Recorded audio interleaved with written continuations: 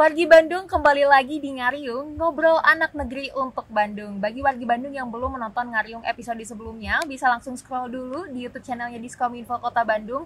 Jangan lupa di like, comment, subscribe, dan share ke seluruh teman-teman wargi Bandung sekalian.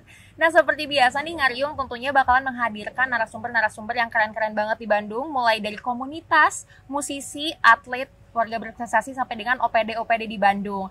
Dan mungkin ini backgroundnya asing karena Teh Adel sekarang nggak lagi di studio, tapi Teh Adel berkesempatan untuk mampir dan main-main di kantor Dinas Ketahanan Pangan dan Pertanian Kota Bandung atau DKPP Kota Bandung. Kita bakalan bahas apa? Sekarang Teh Adel udah bersama dengan kepala dinasnya langsung nih, khusus datang ke Ngariung. Dan langsung aja kita panggilkan. Assalamualaikum warahmatullahi wabarakatuh, Bapak. Waalaikumsalam warahmatullahi wabarakatuh. Selamat pagi, Pak. Pagi. Hatur nuhun, Pak, udah berkesempatan untuk hadir di Ngariung, udah meluangkan waktunya. Iya. Pak Gingin, betul? Iya. Nah, sapaannya Pak Gingin. Mungkin kenapa Bapak pakai topi? Karena sekarang kita bakalan lebih ngebahas tentang salah satu program dari DKPP ini sendiri nih, Pak. Pak Gingin, sebelum kita ngobrol-ngobrol tentang topik pembahasan hari ini, Pak Gingin gimana kabarnya, sehat, Pak? Alhamdulillah baik, cuma memang agak padat nih hari-hari ini, agak sibuk. Agak siap. Bapak kesibukan agak padat nih. Kesibukannya Bapak apa aja nih, Pak? Untuk hari ini aja, per hari ini. Hari ini kita sedang menyiapkan satu event yang cukup besar dan ini sudah lama ditunggu-tunggu oleh wargi Kota Bandung. Karena ini sebetulnya kalau sebelumnya ini rutin kita adakan di setiap tahun, namanya Bandung Agri Market. Nah, setelah 2 tahun kemarin kita tidak bisa melakukan aktivitas di luar, itu baru tahun ini kita lakukan sebuah event Bandung Agri Market dengan mempersembahkan namanya Buruan Saya Festival. Jadi itu yang kita sedang siapkan karena akan berlangsung mulai besok 17 sampai 19 Juni. 17 sampai dengan 19. Jadi ini memang hari terakhirnya final kita menyiapkan, jadi kesibukan yang paling ini. Selain memang kesibukan yang juga lain terkait dengan PMK ya, penyakit mulut dan kuku, itu yang masih terus berlangsung sampai hari ini. Jadi wabah yang menyerang hewan ternak itu juga menjadi fokus perhatian, pikiran, tenaga, energi untuk ke situ teman-teman yang lain. Oke, baik, Pak.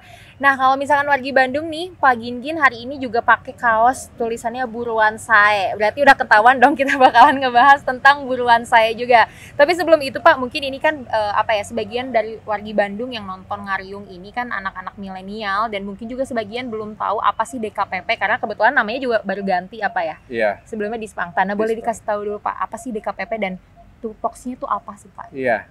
DKPP ya, Dinas Ketahanan Pangan dan Pertanian. Jadi sesuai dengan namanya, kita bagian dari pemerintah Kota Bandung yang mengurusi ada 3 urusan, yaitu urusan pangan, urusan pertanian, dan urusan perikanan. Tapi di dalamnya juga di situ ada peternakan, ada perkebunan, ada kehutanan gitu.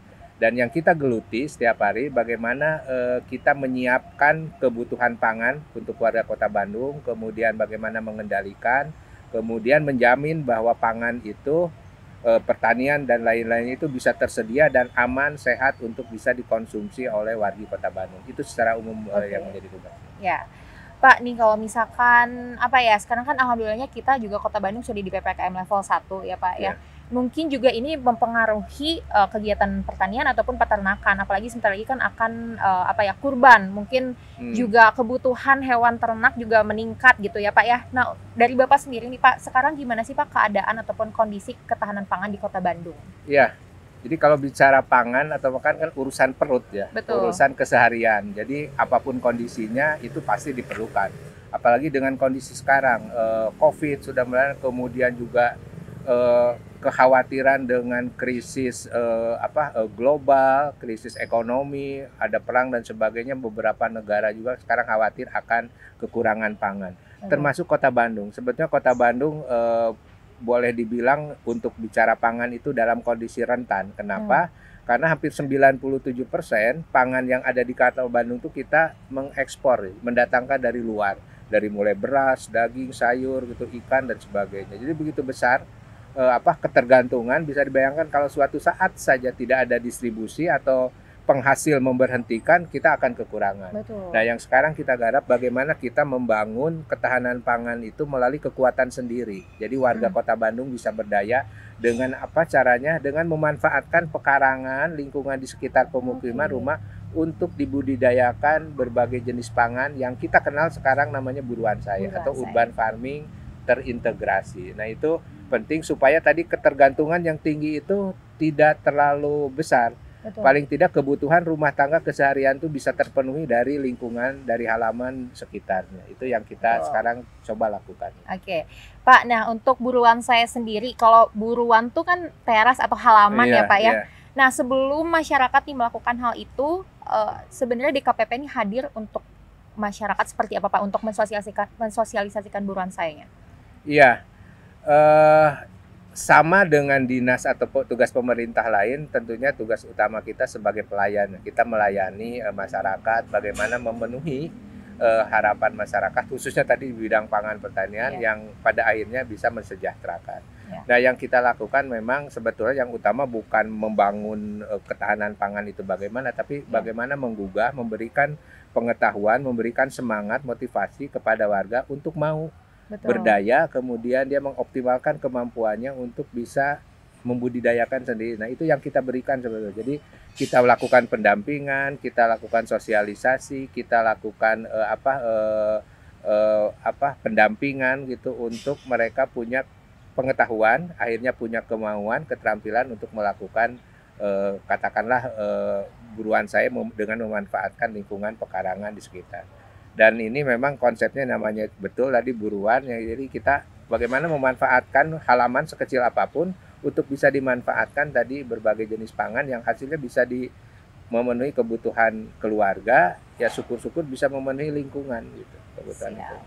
Nah, untuk program buruan saya sendiri ini Pak, sudah digalakan dari tahun berapa sih Pak? Ya, khusus untuk sebetulnya kalau bicara urban farming ini menjadi program yang umum dan ada di setiap kota besar, termasuk Kota Bandung juga sudah lama mengembangkan. Nah, hanya kita coba kembangkan lagi dengan yang namanya kita model buruan saya. Jadi mengembangkan bagaimana urban farming ini bisa terintegrasi. Integrasi dari sisi adanya keanekaragaman jenis pangan. Jadi yang dimanfaatkan atau yang ditanam itu tidak hanya satu jenis sayuran, tapi kita mengkombinasikan berbagai jenis pangan. Di situ ada sayuran, ada buah-buahan, ada tanaman obat, ada ikan, ada ternak gitu. Ada pengolahan sampah, ada pembibitan, ada pengolahan hasil. Nah, itu yang kita sehingga itu menjadi terintegrasi, menjadi kebutuhan yang utuh bagi memenuhi kebutuhan masyarakat. Jadi konsepnya itu, dan ini kita berbasis keluarga karena kita menyadari bahwa keluarga rumah tangga ini menjadi ujung tombaknya. Dan kebutuhan itu ada di warga. Jadi kita bagaimana menggugah warga itu yang akhirnya diharapkan nanti kalau ini terbangun ya utuh satu kota ini, Kota Bandung bisa punya ketahanan pangan. Ya, insya Allah ya Pak ya. Nah Pak, untuk DKPP sendiri kan juga melakukan pendampingan ya bagi memang masyarakat yang melakukan yang sudah memulai ini nih menanam memaksimalkan buruan yang dipunyanya gitu Pak. Nah, untuk saat ini Pak sudah ada berapa titik Pak atau mungkin tingkatnya di mana saja yang sudah melakukan buruan saya dan dilakukan pendampingan? Iya. Jadi kita coba menyebarkan ini ke semua warga karena harapan besar kita nanti setiap rumah tangga, setiap keluarga itu bisa memanfaatkan pekarangan. Nah, pendekatan yang kita lakukan, kita membentuk kelompok-kelompok yang terdiri dari warga. Jadi membentuk kelompok, ada yang 10-15 orang begitu. Dan ini tersebar di seluruh kelurahan yang ada di Kota Bandung. Kita punya 151 kelurahan dan ada 1940 RW. Nah, ini ada di RW dan RT. Dan sampai hari ini selama 2 tahun, ini baru berkembang 2 tahun deh. Jadi akhir 2019 kita launching model buruan saya ini dan alhamdulillah berkembang. Dan sampai hari ini sudah ada 320 kelompok yang tersebar di 151. Nah, ini yang tersebar di semua wilayah yang punya karakter unik masing-masing. Nah, ini tentunya kita akan terus kembangkan. Harapan besarnya paling tidak satu rukun warga itu ada satu. Nah, tentunya ini juga harus didorong oleh semua pihak, termasuk warga yang semangat untuk melakukan ini. Nah, dari 320 kelompok ya Pak ya, kebanyakan mereka itu menanam apa gitu atau memelihara hewan ternak apa dan sebagainya. Jadi konsepnya kan buruan saya ini tadi terintegrasi Ya. karena ada 8 unsur tadi. Jadi kalau disebut buruan saya pasti dia akan memenuhi ke-8 unsur tadi. Oh, oke. Jadi dia pasti ada menanam sayuran, ada tanaman obat, ada buah-buahan, kemudian memelihara ayam, biasanya ayam petelur, jadi Ya. telurnya bisa dimanfaatkan untuk protein, kemudian ada ikan, biasanya ikan menggunakan ember karena untuk mensiasati pekarangan yang sempit, Ya. jadi budik damber namanya. Di situ ada memelihara lele atau ikan nila begitu. Kemudian juga di dalam kawasan itu dia memanfaatkan pengolahan sampah organik atau sampah dapur untuk kompos. Oh, Komposnya oke. bisa digunakan lagi untuk buruan saya. Kemudian melakukan pembibitan sendiri. Ada kemandirian untuk melakukan pembibitan sendiri dengan cara yang sederhana. Dan yang terakhir bagaimana memanfaatkan hasil dari buruan saya itu untuk diolah menjadi pangan yang punya nilai ekonomi. Nah itu yang dilakukan oleh kelompok ini. Tapi pada saat perkembangannya memang ada yang pada akhirnya saya mah lebih senang mayoritas ke sayuran gitu. Ada yang memang kawasan yang senang ke ikan, tapi paling tidak 8 unsur tadi tetap masih menjadi pegangan setiap kelompok. Siap.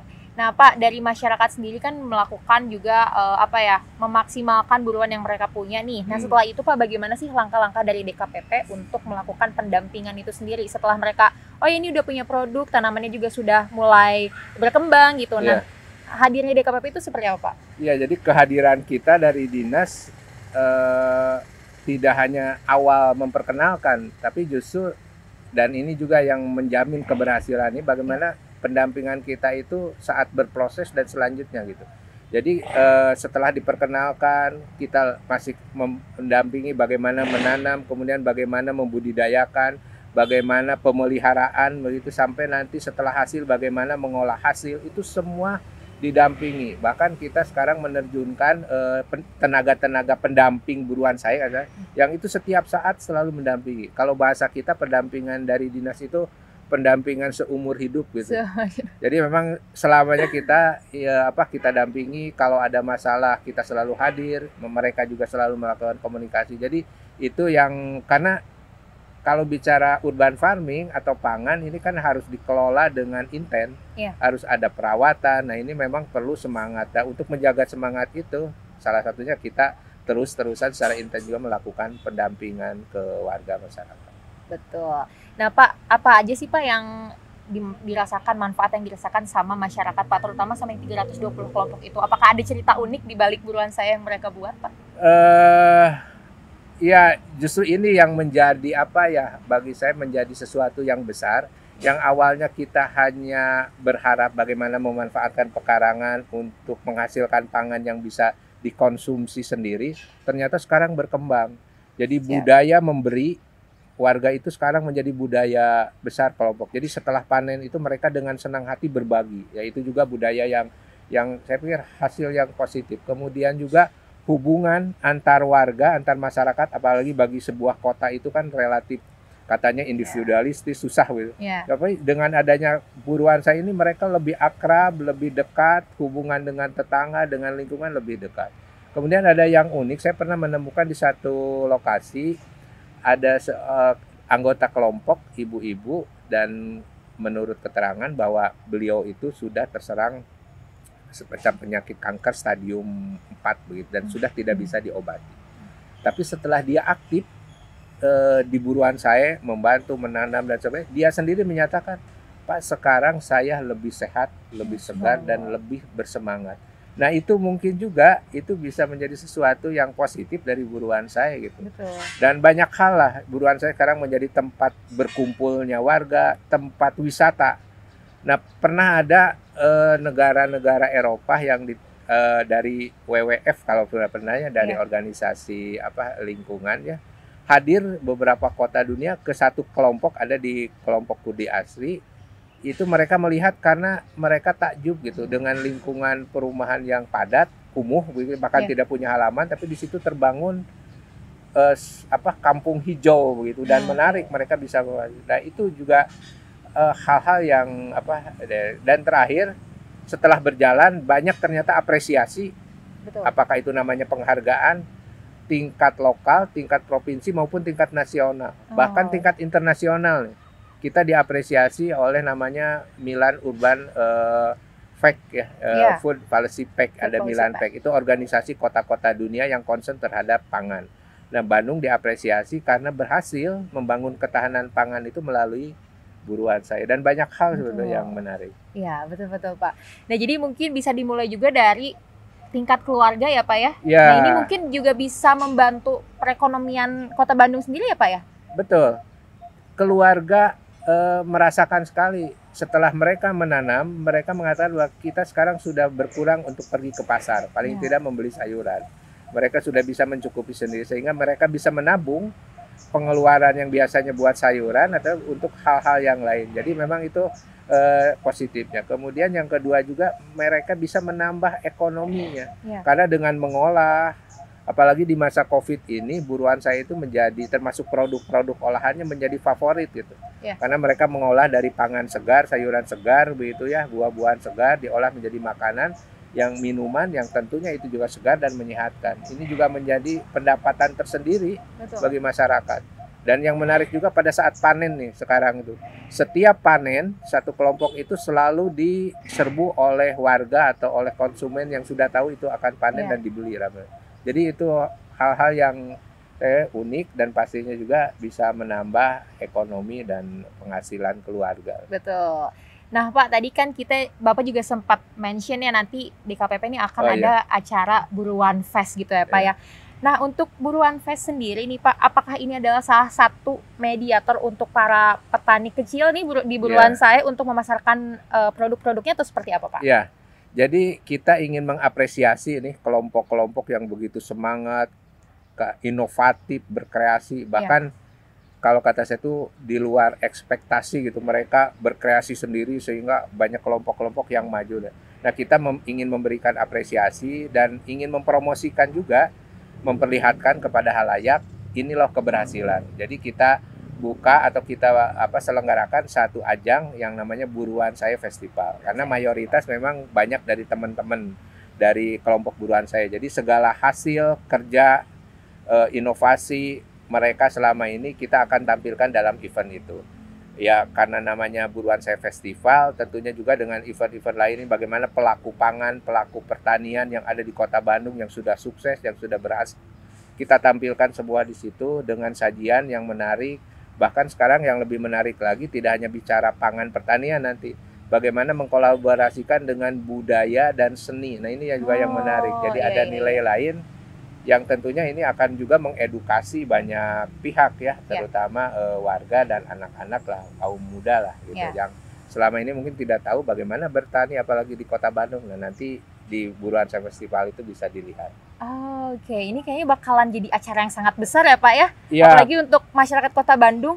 Mungkin Pak untuk acaranya sendiri nanti diselenggarakan di mana Pak? Iya, ini memang cukup besar, apalagi kita hampir selama 2 tahun kemarin tidak bisa melakukan aktivitas seperti itu. Jadi kita baru sekarang, makanya kita ya cukup besar karena tadi, dan banyak juga support dari beberapa komunitas. Nah, acara ini akan diselenggarakan, tempatnya namanya di Sekemala Integrated Farming atau Sain Farm. Sain Farm itu satu kawasan tempat yang dimiliki oleh kita, pemerintah Kota Bandung, itu menjadi kawasan sawah yang masih asri, yang masih terpelihara. Di situ ada pertanian terpadu gitu ya. Nah, di situ juga menjadi tempat edukasinya banyak orang untuk belajar bertani. Nah, kita selenggarakan di situ. Jadi lokasinya di Sekemala, ada di Kelurahan Pasanggerahan, Cibiru, melewati Ujung Berung. Memang agak ke timur, agak ke ujung, jauh dari perkotaan. Tapi insya Allah tempatnya karena ini di alam terbuka dengan hamparan sawah dan gunung yang indah, tidak nyesel lah, walaupun mungkin akan sulit usaha untuk ke lokasi, tapi setelah di sana akan betah dan akan berkesan. Nah, Sain Farm ini mungkin bisa menjadi jawaban buat warga di luar Kota Bandung ataupun warga Bandung sendiri, Pak. Sebenarnya Bandung teh masih punya lahan hijau nggak sih? Nah, itu. Jadi sebetulnya Bandung walaupun ya secara umum kota metropolitan, tapi ternyata kita masih menyisakan lahan hijau termasuk lahan pertanian. Nah, salah satunya yang di Sekemala ini, kita punya lahan sawah sekitar 13-14 hektar yang masih terawat dan terjaga, fungsinya memang sebagai sawah gitu. Dan di situ juga menjadi pusat penelitian karena kita punya pembibitan di sana. Nah, itu yang kita jadikan tidak hanya sebagai produksi sawah atau padi atau tanaman, tapi kita menjadikan tempat itu menjadi tempat edukasi bertani atau edukasi pertanian perkotaan. Dan punya view, punya tadi lembah, sehingga sekarang malah menjadi tempat kunjungan wisata teh. Betul. Jadi banyak dari luar kota sebelum COVID kemarin sampai tidak terbendung lah begitu ya. Dan warga kota Bandung sendiri pun banyak yang merasa aneh atau heran, ternyata di Bandung masih ada dan hijau. Kalau bahasa saya keren pokoknya tempat, jadi harus ke sana. Iya. Buat kalau anak muda zaman sekarang Pak bilangnya teh kalau tempat-tempat hijau gitu buat healing cenapa. Nah, buat lihat-lihat yang hijau gitu. Nah, healing juga bukan sembarang healing karena bisa belajar juga tentang pertanian, bisa kita lebih tahu lagi nih tentang pertanian di Kota Bandung seperti apa ya, Pak ya. Nah, untuk acara Buruan Fest nanti, Pak, itu apakah terbuka untuk umum atau gimana? Ya, Buruan Fest ini akan kita mulai besok, jadi tanggal 17 hari Jumat sampai hari Minggu tanggal 19. Nah, itu dibuka untuk umum, terbuka untuk umum gitu selama 3 hari ini. Hanya untuk hari pertama karena itu pembukaan untuk umum baru dibuka sekitar jam 10 setelah selesai pembukaan. Karena juga kita masih menjaga protokol kesehatan gitu, khawatir nanti banyak. Tapi silahkan datang umum dan tidak dipungut masuknya. Jadi gratis, silahkan untuk hadir dan dibuka dari jam 9 sampai jam 3 sore. Sampai jam 3 sore. Ya. Siap. Jadi mungkin buat wargi Bandung yang ingin mengisi akhir pekannya ya Pak bersama keluarga bisa datang ke Buruan Saya Festival nih. Bisa juga di sana berbelanja produk-produk dari hasil tani ya Pak ya? Iya. Produk hasil tani, produk olahan, termasuk tadi yang menarik itu banyak edukasi lah dan sajikan dengan menarik.